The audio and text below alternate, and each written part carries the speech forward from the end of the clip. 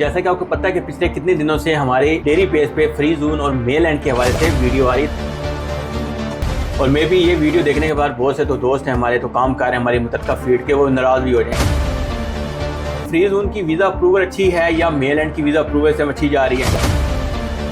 अब आपका entry permit हो जाता है रिजेक्ट, चाहे आप आउटसाइड है या इनसाइड है। रिप्लेस लगाते हैं, वो कहते हैं सर्विस इज नॉट अवेलेबल, क्योंकि वो इसलिए सर्विस नॉट अवेलेबल आ रही है कि उसके ऊपर पाकिस्तानी का नॉर्मल तो लग नहीं रहा, सिर्फ ट्रांसफर का लग रहा है, तो वो उधर फीस ज़ाया हो जाती है। क्वेश्चन आता है काफ़ी सारे कि जो कंपनी ने वीज़ा अप्लाई किया, वो कहते हैं हमारे ये पैसे ज़ाया हो गए। फ्री जोन एक अथॉरिटी है, एक इदारा है, हम फ्री जोन से काम कर रहे हैं। फ्री जोन है वो अमाउंट रिफंड करते हैं, कुछ फ्री जोन है जो अमाउंट रिफंड नहीं करते, लेकिन आईसीपी की तरफ से अमाउंट रिफंड आती है। अस्सलाम वालेकुम, मैं मोहम्मद ज़हीर अख्तर। आज एक न्यू वीडियो, जैसा कि आपको पता है कि पिछले कितने दिनों से हमारे डेयरी पेज पे फ्री जोन और मेल एंड के हवाले से वीडियो आ रही है, तो आज की एक और वीडियो फ्री जोन और मेल एंड के हवाले से आ जाए। अस्सलाम वालेकुम नुमान भाई। जी वालेकुम सलाम। नुमान भाई, आज का तो एक बहुत ज्यादा इंपॉर्टेंट सवाल जो मेरे अक्सर दोस्त और भाई पूछते हैं, जी और मे भी ये वीडियो देखने के बाद बहुत से तो दोस्त हैं हमारे, तो काम कर रहे हैं हमारी मुतलका फील्ड के, वो नाराज भी हो जाए। वो ये है कि जो लोग फ्री जोन के अंदर वीजा अप्लाई कर रहे हैं जी और मेल एंड के अंदर वीजा अप्लाई कर रहे हैं, दो चीजें, एक तो मुझे बता दें कि फ्री जोन की वीजा अप्रूवल अच्छी है या मेल एंड की वीजा अप्रूवल से अच्छी जा रही है। सेकंड, एक और सवाल के वीजा पेमेंट रिफंड तो क्या फ्री जोन की और जो क्या मेल एंड की कितनी आती है, थोड़ी सी वजाहत करें इस पॉइंट पे। इसके लिए जिद भाई, आप इन्वेस्टर वीजा की बात कर रहे हैं या आप एम्प्लॉयमेंट वीजा की बात? Employment visa, work visa. अच्छा, वर्क वीजा की जो फीस है, सबसे पहले मेनलैंड के ऊपर मैं बता दूं कि अब ऑफर लेटर कंपनी अप्लाई करती है। अगर डिग्री प्रोफेशन है तो उसकी अभी डिग्री वेरिफिकेशन भी, अगर वो तहसील से करवा रहे हैं, 530 दरहम ऑफर लेटर की फीस जाती है। उसके बाद जो है वो लेबर इंश्योरेंस 189 की है, 3475 लेबर फीस है। उसके बाद फिर जाके एंट्री परमिट डलता है। जो मेन खर्च होता है वो लेबर का है, लेबर के बाद offer letter, insurance, labour fees, तब जाके आपका अप्लाई होता है एंट्री परमिट। अब आपका एंट्री परमिट हो जाता है रिजेक्ट, चाहे आप आउटसाइड है या इनसाइड है। इनसाइड है तो आपको जो 1130 दरहम का आपका एंट्री परमिट डला है, उसमें से 739 दरहम आपकी कंपनी को रिफंड मिलेंगे एंट्री परमिट से। और अगर आप जो है वो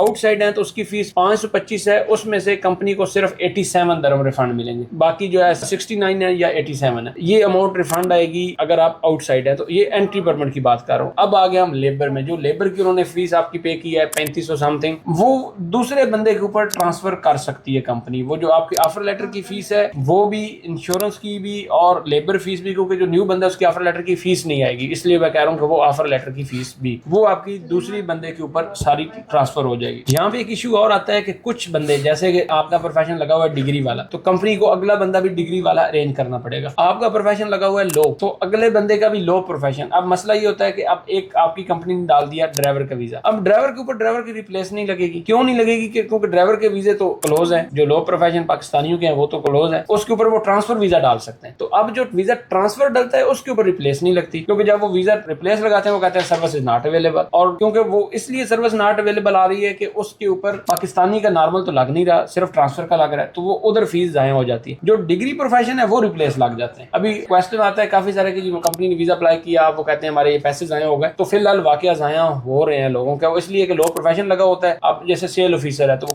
company to company transfer visa तो अप्लाई हो रहा है, और जब वो रिप्लेस करते हैं तो वो आ जाता है कि सर्विस नॉट अवेलेबल, क्योंकि वो ट्रांसफर नहीं हो रहा तो उस वक्त रिप्लेस हो रहा होता है। जो न्यू बंदा है उसकी आईडी की डिटेल नहीं जा रही होती सिस्टम, तो इस वजह से वो फीस नहीं जाती। अदरवाइज जो है वो कंपनी को वही कुछ 500-700 का लॉस होता है, बाकी सारी फीस जो है वो दूसरे बंदे पे ट्रांसफर हो जाती है डिग्री प्रोफेशन हो तो। उसके लिए ये है कि अगर आपको इन्फॉर्मेशन चाहिए हो तो आप हमसे रब्ता कर सकते हैं, या और किसी टैपिंग या बिजनेस एक्सपर्ट से रब्ता कर सकते हैं कि क्या ये हमारी कंपनी जो है ये हमारी फीस अगले बंदे पे यूटिलाइज कर सकेगी या नहीं, या कहीं आपके साथ स्कैम तो नहीं हो रहा, तो आप पूछ सकते हैं। अब बात आ गई फ्री जोन। फ्री जोन के ऊपर जब आप करते हैं तो हर फ्री जोन एक क्वेश्चन बना हुआ है। अब जैसे हम अजमान का वीजा अप्लाई कर रहे हैं कि अजमान आईसीपी की 400 फीस है, 500 एंट्री परमिट की फीस है, तो ये एक्स्ट्रा क्यों चार्ज? फ्री जोन के चलते हैं पैकेजेस हर फ्री जोन के। फ्री जोन एक अथॉरिटी है, एक इदारा है, हम फ्री जोन से काम कर रहे हैं। फ्री जोन आगे आईसीपी से काम कर रहे हैं, हम डायरेक्ट आईसीपी पे नहीं जा रहे। फ्री जोन बीच में और फ्री जोन आगे आईसीपी से वीजा वो भी इमिग्रेशन से इशू करवा रहे हैं। अब वो एक खुद अथॉरिटी है, हमने फ्री जोन को देना है, अब फ्री जोन ने आगे से करवाना है। अब फ्री जोन जो है वो 900 चार्ज कर रहे हैं, कुछ 800 चार्ज कर रहे हैं, कुछ 700 चार्ज कर रहे हैं, कुछ 1000 चार्ज कर रहे हैं। अब आपने फ्री जोन में पैकेज लिया कि आप वीजा आप कंपनी लगा रही, उन्होंने 10,000 जमा करा दिया या 5,000 जमा करा दिया, जो भी व्हाटएवर वीजा की फीस है। अब उन्होंने वो अमाउंट जमा करवा दी, उसके बाद वीजा का प्रोसेस स्टार्ट हुआ, एंट्री परमिट डला, आपका एंट्री परमिट रिजेक्ट हो गया। तो जो आपकी एंट्री परमिट परमिट की फीस है वो ही कट होगी, वो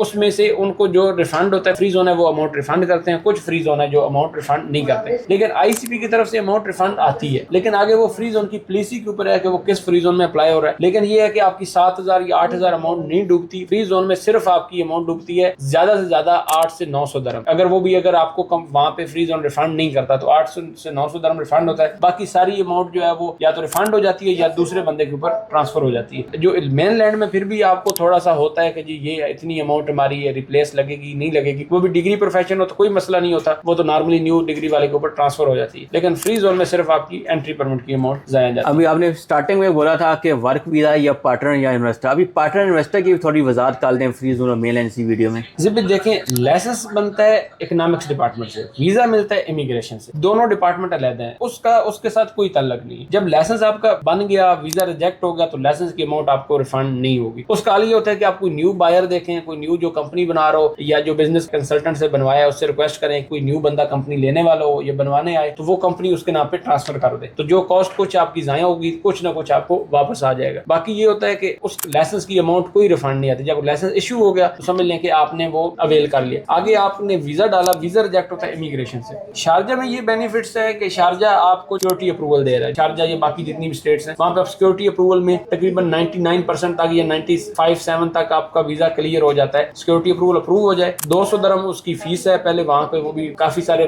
थे, कोई 800 ले रहा है, कोई 1000 ले रहा है, 1200 ले रहा है, अभी उन्होंने वो कम की है। वो उसके ऊपर भी अब आता है कि दोस्त अगर डायरेक्ट आप अप्लाई करना तो उसकी 200 फीस है। कुछ फ्री जोन है वो आपसे 1000 चार्ज कर रहे हैं, कुछ 900 चार्ज कर रहे हैं, कुछ 800 चार्ज कर रहे हैं, वो फिर फ्री जोन आपको रिफंड नहीं करता क्योंकि फ्री जोन का टाइम वेस्ट हो रहा है, उनकी आप पोर्टल यूज कर रहे हैं, उनको आप लाइसेंस की रिक्वेस्ट डाल रहे हैं, तो फिर वो उसकी अमाउंट रिफंड नहीं करते। बाकी सिक्योरिटी अप्रूवल की डायरेक्ट कुछ गवर्नमेंट की जो फीस है वो 150 या कुछ समथिंग है, अगर वो आपकी अप्रूव होती है तो इसका मतलब कि आपका 97% तक वीजा लग जाएगा। उसके बाद आगे हम दुबई में। दुबई में ये है कि अगर सिक्योरिटी अप्रूवल नहीं है, आपने लाइसेंस बनाना है, लाइसेंस के बाद आपने वीजा अप्लाई करना है, अगर वीजा रिजेक्ट होता है तो लाइसेंस की अमाउंट आपको रिफंड नहीं होगी, वो 10 लगा है, 20,000 लगा है। लेकिन वहां पे भी ये है कि अगर पॉलिसी ना चेंज हो, बिजनेस एक्सपर्ट हो तो उसको पता होता है कि ये चीज इस तरीके से वीजा लगेगा, और वीजा दुबई में 100% लग जाता है। कुछ ना कुछ पॉलिसी चेंज होती है तो उनके हिसाब से आपको रिक्वायरमेंट पूरी करनी पड़ती है। जैसे पीछे जब ये न्यू लोकल का चेंज हुआ था कि लोकल जिसके नाम पे एक कंपनी एक्सपायर है वो नहीं कर सकता, तो उस वक्त कुछ 1-2 हमारे क्लाइंट्स का भी मसला बना, तो उनको फिर जिन्होंने अमाउंट लगाई दोबारा, ये कि उन्होंने कंपनी में से लोकल रिमूव करके LLC की, उनका काम हो गया। जिनके पास अमाउंट नहीं थी वो उनका फिर उधर ही रुक गया। तो इस तरह के मसले जो है वो बन जाते हैं अगर कुछ रूल चेंज हो